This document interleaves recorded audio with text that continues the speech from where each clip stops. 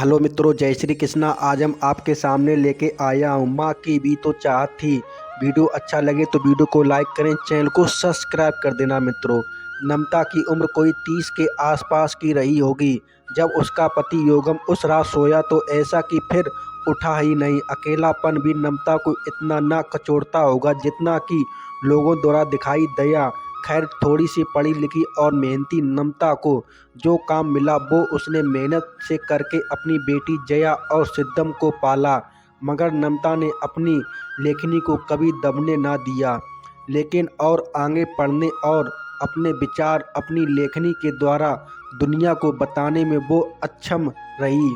क्योंकि उसने बेटी जया की शादी छोटी उम्र में ही तय कर दी थी, सो वो माँ के इस शौक से वाकिफ नहीं थी।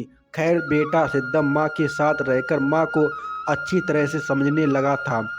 नम्रता को जब भी कोई विचार आते वो उन्हें फुर्सत के पलों में कागज पर उतार लेती। नम्रता को याद था कि एक बड़े परिवार में उसकी शादी हुई थी। बड़ा परिवार तो था ही, साथ ही सास ससुर भी उसकी शादी के 7-8 साल बाद स्वर्ग निवासी हो गए। बड़े परिवार में विवाह क्या हुआ, सबको मानो एक फ्री की नौकरानी मिल गई।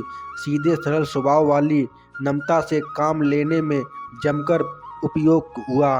दिन भर चक्की से या चूल्हे के बैल की जो जुगती रही। सबकी फरमाइशें पूरी करते करते जब नम्रता बुढ़ापे की चपेट में आ गई, पता ही नहीं चला और नम्रता अपने वैधव्य योग को पूर्णतः अंगीकार कर चुकी थी और अपनों को खुश करने के चक्कर में अपने जीवन के अधिकांश भाग की योगदान करता रही। जिस दिन पति देव का साथ छूट गया, मानो सब कुछ उजड़ गया।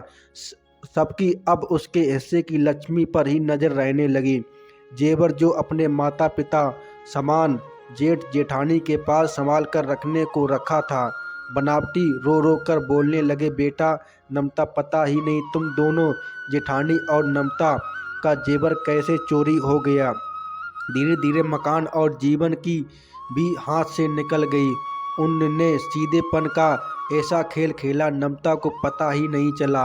इसका पता तो नम्रता को अलग कर देने के बाद खूब नए नए जेवर पहनकर दीदी की बहू बेटी को देखकर समझ में आ गया कि खैर नम्रता ने अपनी मेहनत से अपने बच्चों को बढ़िया बिटिया जया और बड़ी हो गई तो अकेली नम्रता ने अच्छा लड़का देखकर सभी रिश्तेदारों को बुलाकर उसकी शादी करवा दी और बेटा सिद्धम को भी व्यापार खड़ा करने में खूब मदद की।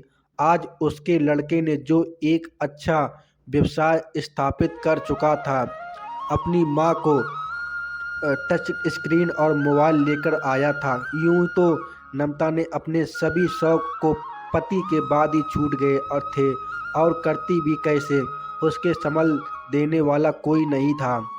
लेकिन सिद्धम ने मन में अपनी माँ को एक अच्छा जीवन देने की इच्छा कर ली थी। आखिर सिद्धम भी अपनी माँ को देखते ही बड़ा हो रहा था। आज उसने अपनी माँ को टच स्क्रीन मोबाइल फ़ोन दिया।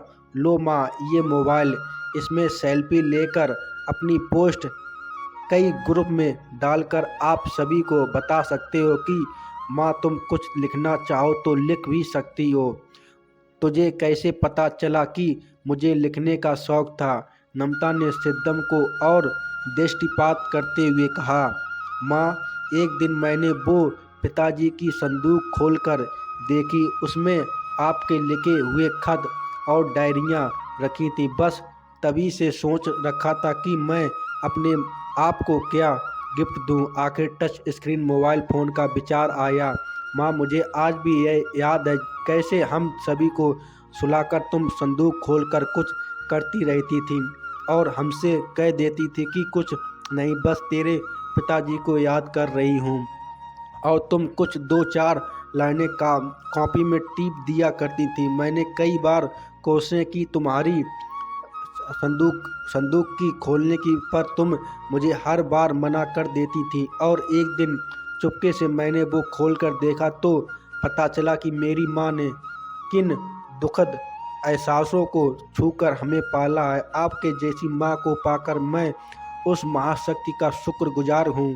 आखिर मेरी माँ भी तो चाहत होगी कुछ बनने की। नम्रता अपने बेटे सिद्धम को सुने जा रही थी और उसकी आंखें भरे खुशी के भाग भीगी जा रही थी। आखिर सिद्धम ने अपने पिताजी जैसा संस्कार जो था। मित्रों, वीडियो अच्छा लगा तो वीडियो को लाइक करें, चैनल को सब्सक्राइब कर देना। मित्रों, कमेंट करके बताना हमारा ये वीडियो आपको कैसा लगा। जय श्री कृष्णा।